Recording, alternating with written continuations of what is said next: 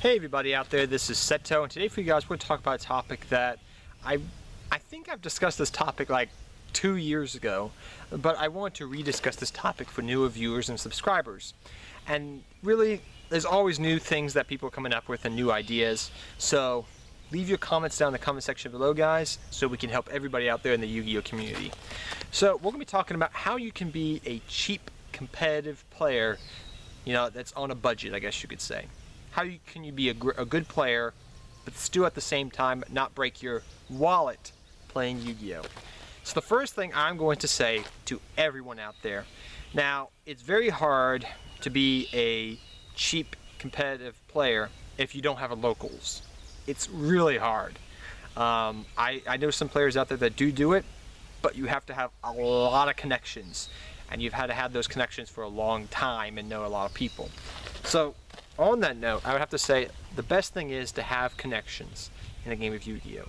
Have a lot of people out there that have their eyes, I point to my ears, have their eyes and ears out for you. And what I mean by that, if they know that you're looking for a card that's cheap, you know, they'll keep an eye out for you. They may go to a regionals way away from you, but they say, oh, I seen this binder, this is a card that Tommy wants, and, you know, I'll buy this card for Tommy, then I'll sell it to Tommy, you know, when I get back for a cheap buck. You know, they're making a profit and you're getting the card that you wanted for a little bit cheaper than buying it online. That's a key thing in the game of Yu-Gi-Oh. It's very important. Having those connections and relationships with players like that travel abroad, you know, maybe away from where you live and things of that nature, can help you be a competitive player in real life and still be cheap at the same time. Connections. Knowing people that may live very far away from you that are dealers or vendors that you've known for a long time and you've dealt with, and if they get a whole bunch of bulk, you know, box of Yu-Gi-Oh cards, and you say, hey dude, I need these commons that are like $1 or, you know, $2 a piece. I need some Gamma Seals, but I don't want to pay $5 online. Did the guy send you any Gamma Seals? Oh yeah, he sent me a couple Gamma Seals. I'll sell them to you for like $1 instead of $5. That's what I mean. Having those connections, again, to get deals and get cards that you need. Another good thing that is very key, and you'll understand this the more you probably play Yu-Gi-Oh, is pre-planning what decks you're going to play. Now, this is kind of confusing to a couple players out there. They may not have the money to do this, and you have to invest your money. It's pretty much kind of like the stock market in this aspect that I'm going to be talking about here. So, say I look at the OCG, and I see that ABCs, now I know the price of ABCs has gone up right now, you know, the cards, you know, like Galaxy Soldier, Transmodify, and things of that nature, and even Blue Eyes White Dragon, okay, right now stuff is going up in price. But we're going to be using those type of decks as examples right here, 6 months ago. So we're going back in time, okay.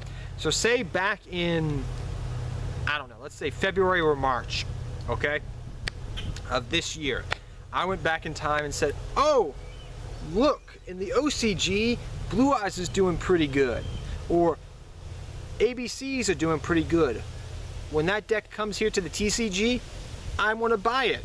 Now, even though you may not know the release date of the deck, you know from past experience that structure decks and main sets come out at irregular intervals. So that, you know, the ABC deck may not be out right now, but in a format from now, it will be out. Or that Blue Eyes deck, it may not be right out now, it may be out 3 sets from now, but you know it's coming out because it's in the main set and it's not an OCG exclusive. That way, I can save up some money right here and now to buy those cards.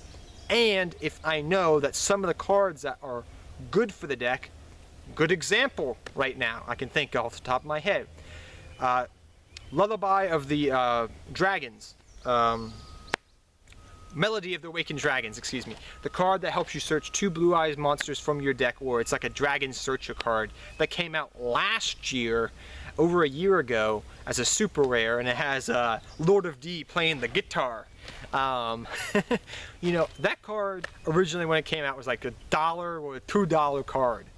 Now, in I guess you could say January, when I saw Blue Eye support, and December and January when I saw Blue Eye support coming out, and I saw Blue Eye's alternative coming, and I saw that players were already playing this card, and I knew Blue Eye's alternative dragon, most likely knowing Konami, was going to come out sometime that next year, that this card will be necessary for that deck. I picked up 3 of them for $2 a piece. Didn't break the bank, because now they're $20 a piece. Nope. Wisely invested in cards that I knew were going to be important. That's why things like Dev Pro and Yu-Gi-Oh! Pro, and what used to be DN, and DN's no longer there, but things like this, like what Lithium does and things like that, when you see these decks coming out, okay, and you see reports from the OCG, that's why people say the OCG is not important. Yes, it's not important, but it's important for investing things. It's like looking at a portfolio for an investor. It's like, oh, okay, so these decks over in the OCG are playing these cards. Oh, these cards are already out in the TCG. Well, they're cheap right now, so I should invest in those cards and pick them up now. It's what vendors do all the time. Vendors do this all the time, invest in cards, and then make a profit when they go up in price. You, even as a player, should try to have the mentality of a vendor and try to think ahead about what decks you're going to play. Don't just wait for the hype train. Use some time and invest in cards that you will play, and invest in decks you want to play. That's why I always say it's not always best to just to play the best deck of the format. It's sometimes a good idea to look ahead and invest in the deck that you want to play, or what you think may be the best deck down the road. That way you are saving yourself some money and some trouble, and when everybody else is scrambling to get those cards, you can sit there calmly and say, I already got the cards 5 months ago. So that's what I mean. It's very true. You may think I'm trying to be like an asshole about this or something. I'm not. It's true. It saved me hundreds of dollars in the game of Yu-Gi-Oh! I don't pick it up when I've already got the stuff already. I had the stuff for Blue Eyes back in January. I had this stuff for Dark Magician, well, years ago, but still, that's what I mean. It's a good idea to do these things and do your homework. You may not know exactly when the stuff is going to come out, but it's a good idea to invest. Secondly, I guess you could say, is always look at the OCG meta, like I said, to do those type of things. But another thing is, invest in your decks, like I said, things of that nature. Another thing is networking, like I said already. And another thing we're going to mention now, guys, is, give me 1 second. Ooh, got something in my throat. A little bit of heartburn and indigestion. Does not help when you're doing a video. I guess you could say, another thing is, that's very, very key, is play testing. Because another reason is that because if you're being a cheap player, it's always a good idea to play test and have those connections. Because those buddies that, another thing on connections here is, if you're play testing a whole bunch of different decks that are competitive at that time, you get an idea for how all those decks play, right? Do it online. You don't have to pick the deck up in real life. Just play test those competitive decks. That way, if one of your buddies says, oh man, I can't go to regionals this weekend, you say, hey, I know you got that Cosmo deck all blinged out and all good and whatnot. Do you mind if I take that to regionals this week, buddy? Nudge, nudge. Maybe he'll let you do it. Maybe he'll let you loan you the cards in the extra deck. Maybe you can go top of that regionals now, because now you have a better deck that you've already played to go out there and win.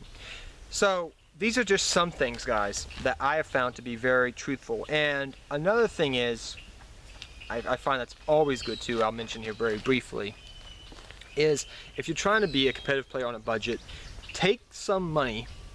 Doesn't matter how much you guys make. If you have an allowance, even as a kid, and you get maybe an allowance of $15, $20, put $5 or $6 down, towards Yu-Gi-Oh! If you really want to play Yu-Gi-Oh! That much, and take the other money and do it with it as you wish. Take a little bit of money and put it to the side. Me, I always try to do that each and every week. I take a little bit of money and I put it to the side for Yu-Gi-Oh! Because it's a hobby. Like I've said before, Yu-Gi-Oh! Is a hobby and it's something to enjoy. And it's also something to be competitive at. And at the same time, Yu-Gi-Oh! Can teach you many different life skills. And I'll bring that all together right now, guys. As I say, what are all these things I've talked to you guys about? Communication, knowledge, pretty much are the two main things I've talked about. Those are life skills right there. Wheeling and dealing, making trades, making money, allocating your resources and everything, and trying to do the best with what you have is a life skill. It really is. Ask anybody that's an adult. These things I just talked about, you can apply to life. So, it'll help you be a better person and hopefully teach you how to do things good. So those are just some things I want to talk about to you guys today, guys. How to be a good Yu-Gi-Oh player on a budget. Another thing I have to say is, another thing I'll mention, because it's always like, when I'm about to end this video, there's another thing that pops in my head, is you don't always have to be a rarity whore. That's one of the main things. Don't feel bad if you have to play, you know, a common effect veiler, or, you know, you don't always have to play that ultra effect veiler with that secret max C, or whatever the case may be, guys. It's very true. You know, if you're a budget player, don't feel like you need to bling out your deck. A common deck that is built the same, has the same exact cards as a secret deck will do just as well and is the same exact deck. People may try to tell you that a hollow version of a card may do a little bit better. The only example that I will admit to that the hollow versions do better than common versions is Hobby League, because Hobby League cards are a little bit thicker. And if you guys don't know what Hobby League is, you can go look it up, Hobby League cards. But yes, that was the true thing back in the day. Hobby League cards were, people frowned upon because they were they were good, they were hollow, but there was an advantage to them. And besides that, I found sometimes, yeah, it's true, they stick together, hollow cards and whatnot, but common, really, at the end of the day, if you shuffle your deck well enough, you shouldn't have that problem, and you should be mixing your cards up very fine, so it doesn't really matter if the rarity of the cards, it really doesn't. It just makes them look nicer. It's like wearing gold bling and nice polo shirts. You know, it doesn't matter if I got the shirt from Walmart, it's just gonna fit, it's a shirt. You know, that's what I'm trying to say, guys. Don't feel bad if you can't hollow your deck out. Play commons, play rares, play supers. Who cares? If you can upgrade your deck to make it a little bit more blingier, go right ahead if you got the money. But don't feel like you're obligated to if you need to, if you're a budget player. So those are some things, guys.